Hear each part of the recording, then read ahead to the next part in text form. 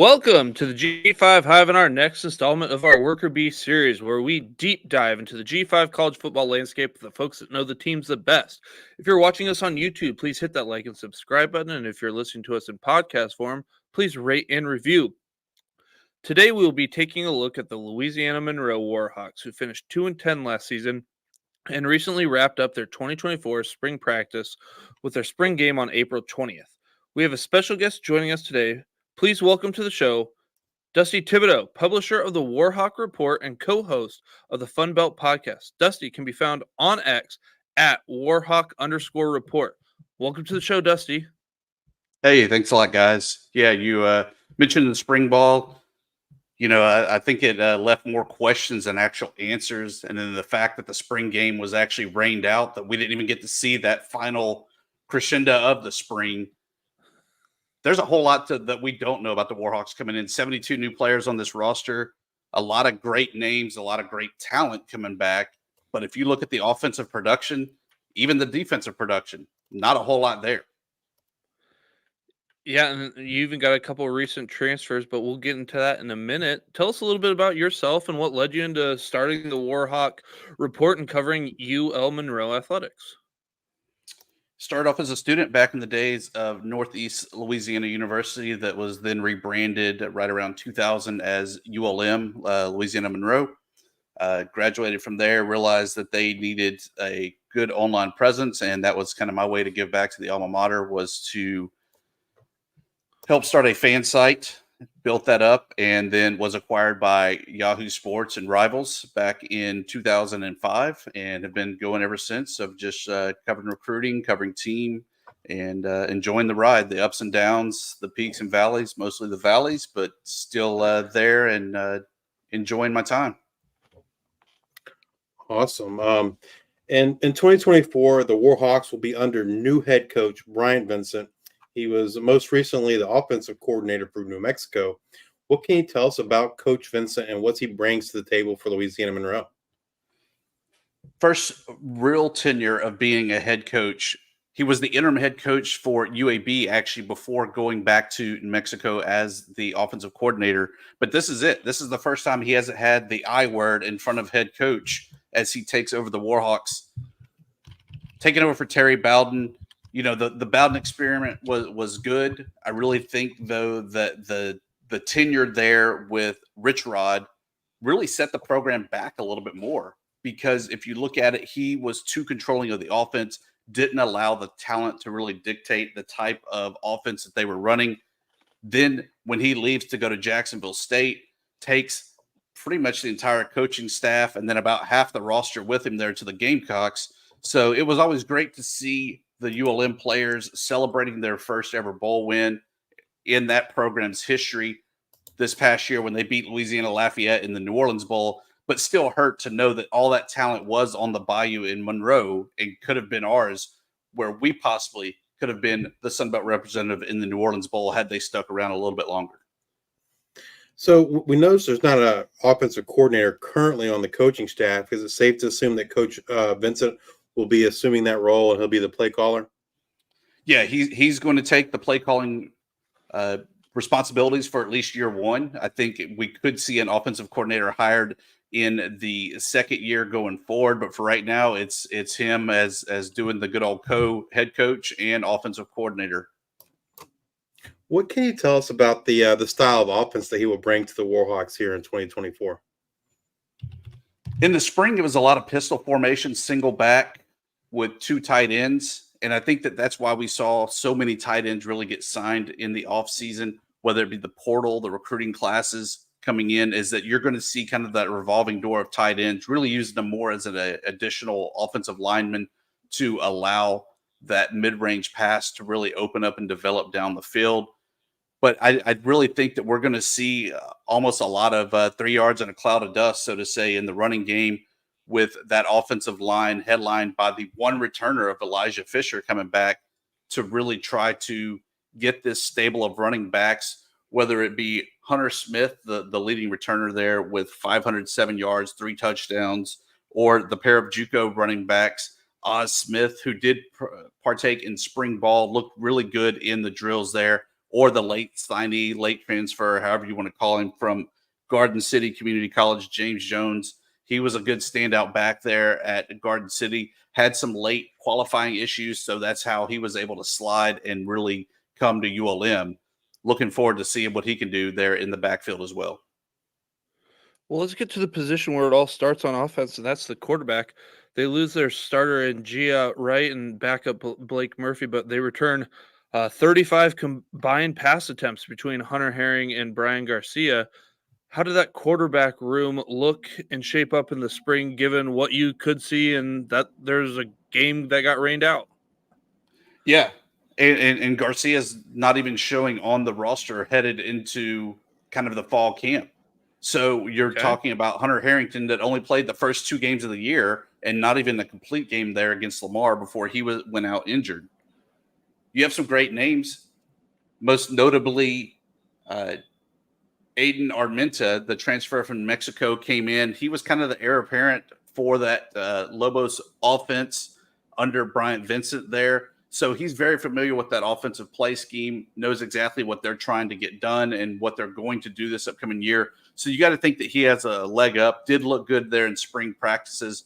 But then you also have Jim Ogle, who was portaled out to go reunite with his dad at Murray State. So you already lost another quarterback that took some snaps there in the spring. Then you also have, the most recent addition there of General Booty coming in from Oklahoma, but has yet to throw a D1 pass. We saw what he was capable of when he was at the JUCO ranks, but will that translate over to the D1 for the bigger, better, faster game that we're going to see even in the Sun Belt Conference? They also brought in Reese Mooney via North Texas, and before that he was at Liberty. I believe he's going to play baseball there as well. Do you believe these moves to get in General Booty and Mooney are, they're going to push to be in that starting quarterback here come fall? Yeah, I think that they're going to push, but it wouldn't surprise me to see Mooney really compete for that starting position. But if he doesn't get it, that he's not just shifting over to the diamond and going full-time baseball. I think he's more than capable of being the D1 quarterback. I think he could be a good starter for what we've seen from him out of his time at Liberty and North Texas spring ball.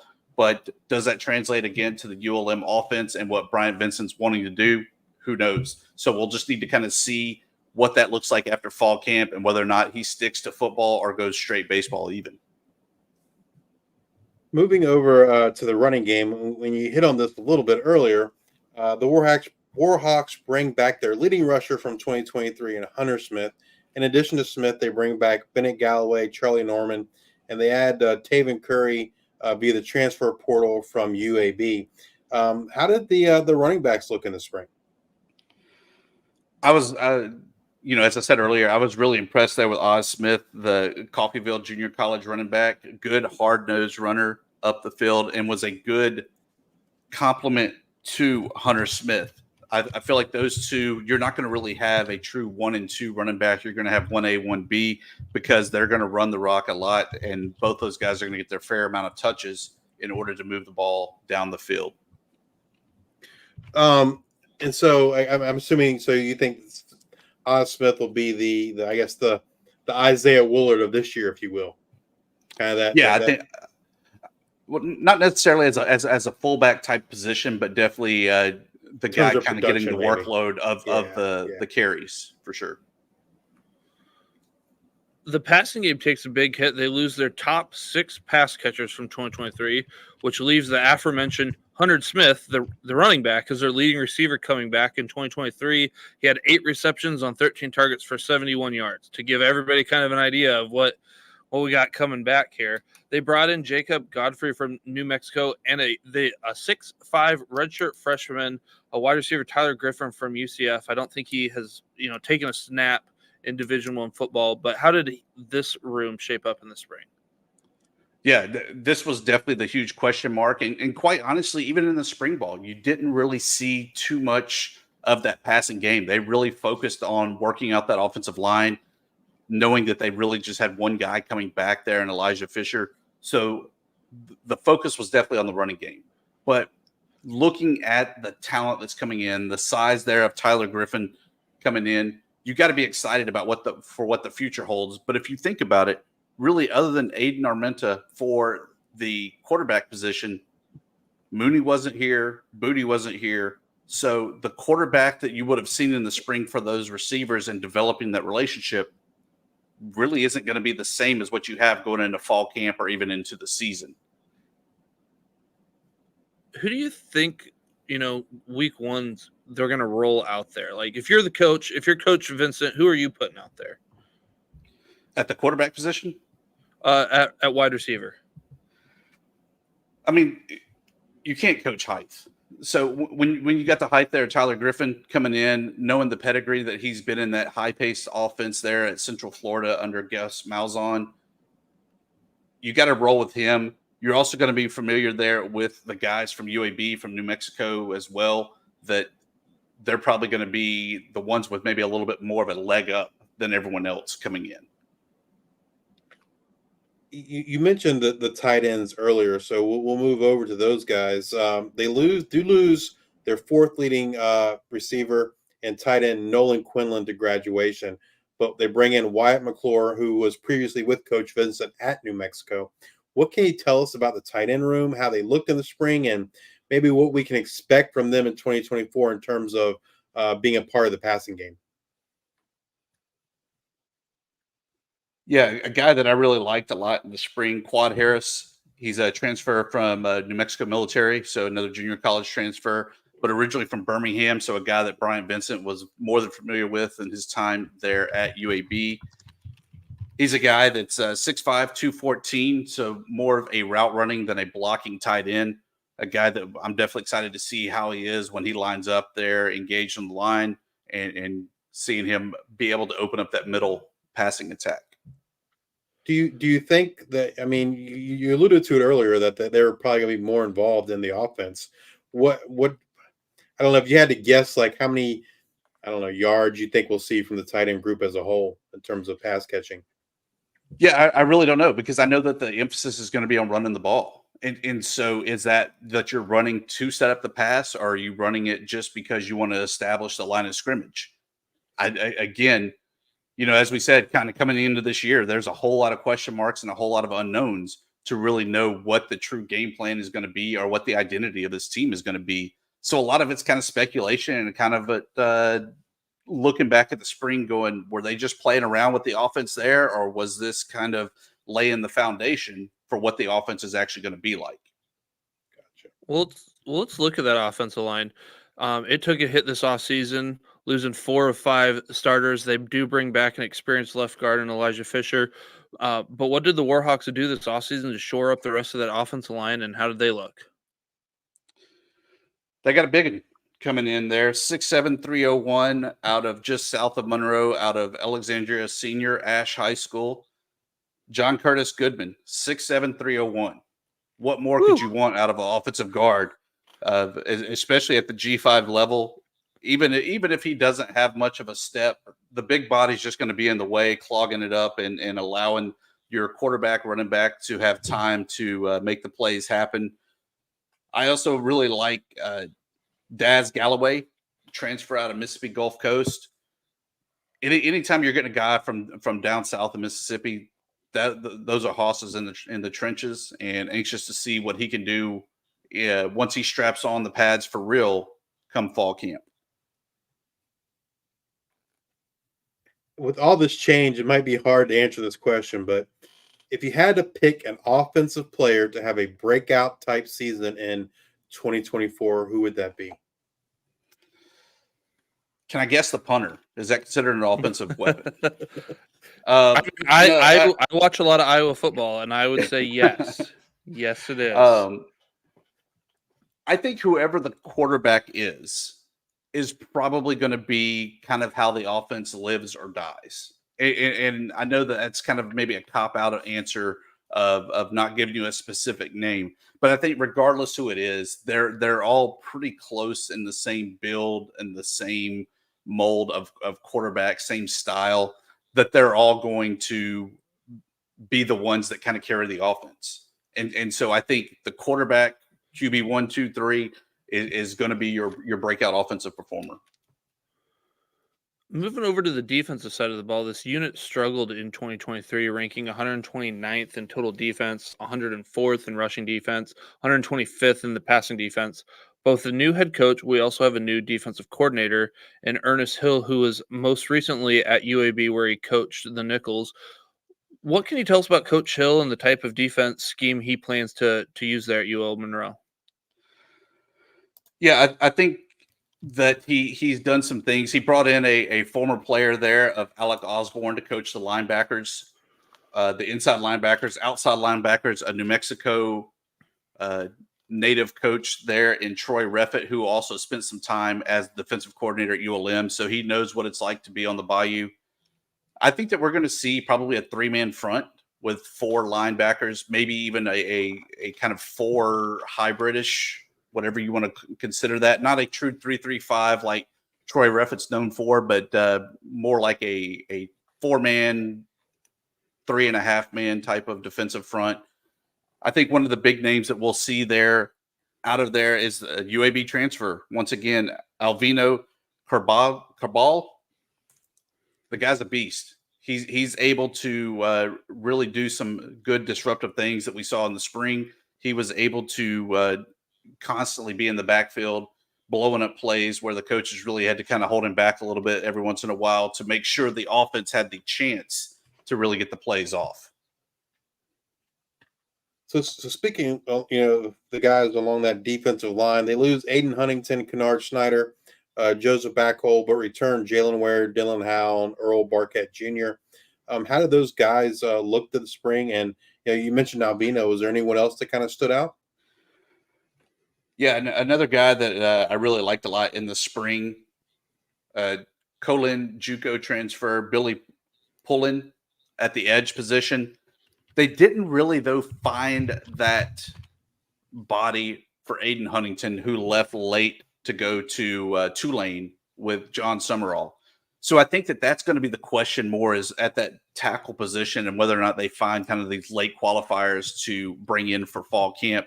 But as it stands right now, him, Earl Barquette, a TCU and USC transfer is another big name to know on the outside. So I think from the edge position, this is going to be a pretty solid defense, but I think that they still have a missing piece in the middle of the defensive line. The linebacking group loses its top 2 tacklers in Max Harris and Michael Batten to the portal, but they return Carl Glass Jr. and Trevor Randall, among others. How did the linebacking group look in the spring? I left the spring ball really impressed with a new guy coming in, Northwest Community College transfer, Tristan Shorter at the linebacker position. He's from Oxford, Mississippi. This guy's a player through and through. He's got a high football IQ, got a high motor, great playing ability. He's a guy that I'm excited to see on the defensive side of the ball. Do you think he steps up to fill like one of Harris's or Batten's roles? I think he's maybe a fill-in guy to fill in for those roles, but I think that it's more of even if they were still on the roster, I think he would even be a replacement. Okay. Awesome. So the defensive backfield returns Carlin Viggers, David Godsey Jr., Jaron Esther, and Andre Mack, among others. They did lose A.J. Watts, Simeon Hines, Lou Tillery, Antoine Watts, and Andrew Vollmer to the portal. How did the defensive backfield shape up in the spring? It was really hard to see what the defensive back, the secondary was going to look like because, like I said, there just wasn't really much passing going on. They looked good in kind of the man press and even the zone coverages that they were in the right areas, but not really being able to go through the drill, so to say, and see what that was like live kind of leaves a little question mark. Carlin Viggers, obviously a great guy that was a big standout for last year. Carl Fintroy, another UAB transfer again, with Vincent bringing in his own guys so much. But we saw what he was able to do there. He was able to put up some big numbers. He's a big playmaker. He's another guy that really will get you excited for that secondary. you mentioned Carl Fontroy. They also bring in Delta State transfer Wyatt Williams Jr. Do you think either one of those will have a significant role here coming in 2024? I think Fontroy is probably the bigger player, having the D1 experience already. I think Wyatt Williams has put up some stats, but Fontroy is definitely the bigger name and the bigger body to cover in the secondary. So I know there's still a lot of questions, kind of like we had on the offense, but if you had to pick a defensive player to have that breakout type season in 2024, who would that be? Yeah, I mean, like I said, I left spring ball really excited about Tristan Shorter. I think that's a guy that you're going to hear about a lot. I think that he's got to be a guy that's on the radar for all conference honors if he lives up to the hype, lives up to the potential that we saw in spring ball. So this next question, given all the turnover and roster change, your answer might be all of them. But with spring practice now over, which position group or groups do you feel is the most concerning? Special teams. Special teams was pretty rough. They did bring in an Australian punter, Mackenzie Ryan, so I feel good with the punting game, but the place kicking game is still a huge question mark and still wide open. The hope is that there is someone that they've hidden under the radar coming in to do place kicking duties. Otherwise, it could be an adventure when you got to go for two every time. They've already brought in so much through the portal. Is there any particular positions you think they might still be looking at to bring folks, or they're just, looking for best available, players at this point? I think you're always looking for best available to make sure that you have the right guys on the roster. But to me, you can never go wrong with having that additional offensive lineman, because they're going to go down throughout the course of the season. Their bodies are going to break down from the beatings they take there in the trenches. So to me, a decent offensive lineman is probably going to be another guy that I'm taking. What would you say the main strength of this team is? I think the fact that we don't know what this team is honestly a strength. That you can't really just prepare for a running attack. You can't just prepare for a passing attack. You don't really know what the defense is truly going to look like. There's a lot of guys that you might have film on from when they were at this college or this community college, but does that really translate to how they're being used at ULM? I think that really the unknown is the strength right now coming into this season. So when it comes to recruitment of new players and retention of existing players, the NIL and the transfer portal play a huge role in today's college football world. What kind of impacts have you seen that have there at UL Monroe? Yeah, it's definitely been a taketh type of mentality there from ULM, with guys just portaling out left and right to go to schools that actually do have NIL capabilities. ULM is definitely a bigger seller of, you're getting your college degree, you're learning how to grow and mature as a man, to be a good teammate, which is maybe the bigger lesson to learn overall. But when you're 18 to 22 years old, you really just want to see the checks clearing the bank. So, I mean, I get it, but I feel like there's been some times where guys have portaled out and the grass has not been greener on the other side.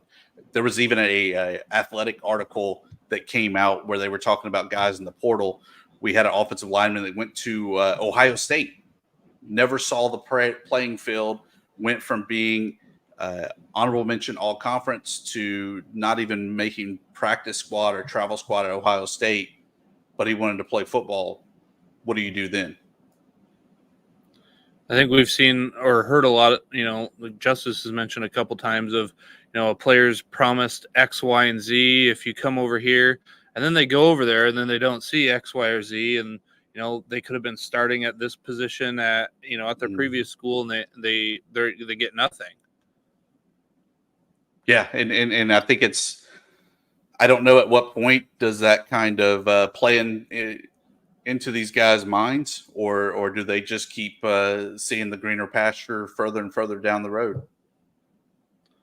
Well, it seems more and more that the demands of the head coach are really turning into the general manager type role. You got to recruit incoming freshmen. You've got to player retention on your own team. You got to do fundraising and moving away from the X's and O's. You got a new head coach in there. What do you see in there at UL Monroe? Yeah, and it's an interesting time. I feel like ULM. Everyone is quick to point out the 2-10 record there, the 0-10 record during COVID year, one winning season in D1 history, one bowl game that was a blowout loss. You keep going down the list of all the negatives. But I feel like the one thing that's always been consistent in my time as being a fan, as a kid, all the way through being a student and now being on the outside, looking back into the program, there was no program.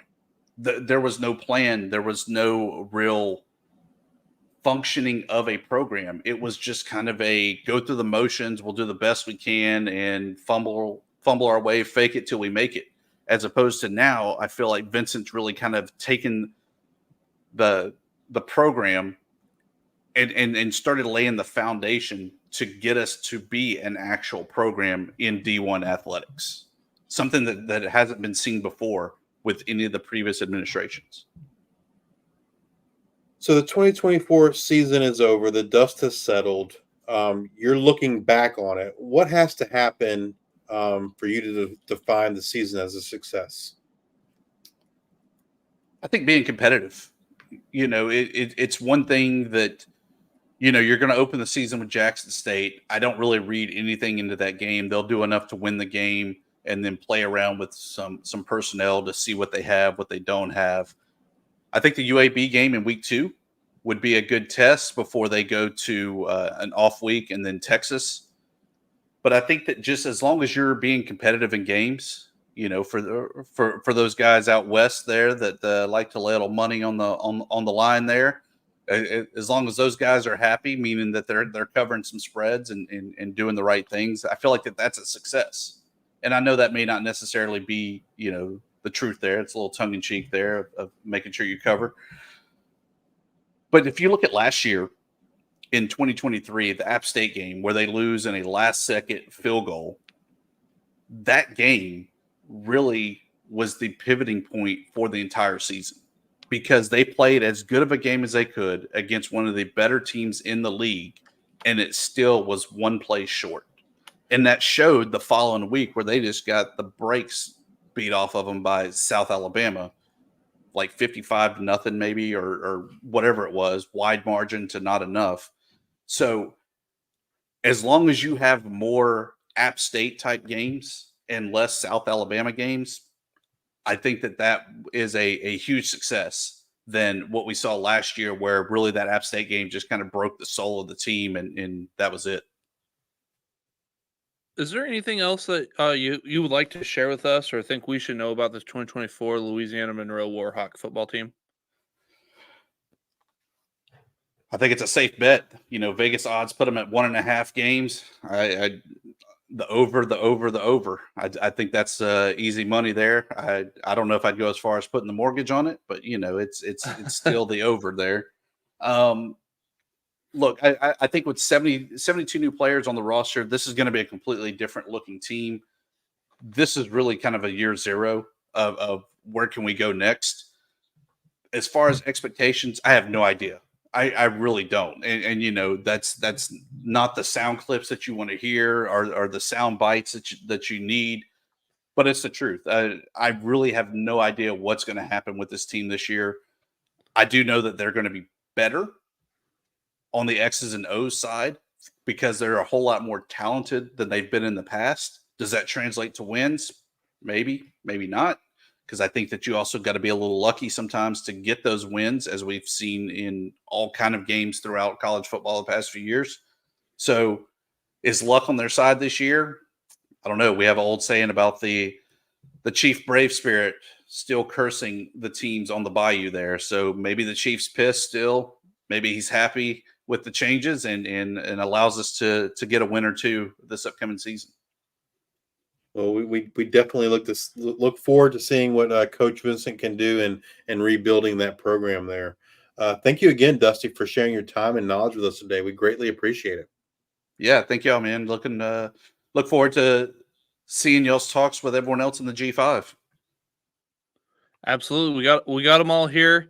If you're watching us on YouTube, please hit that like and subscribe button. And if you're listening to us in podcast form, please rate and review on Spotify or Apple Podcasts. Thank you all for your support. And until next time, we are the G5 Hive.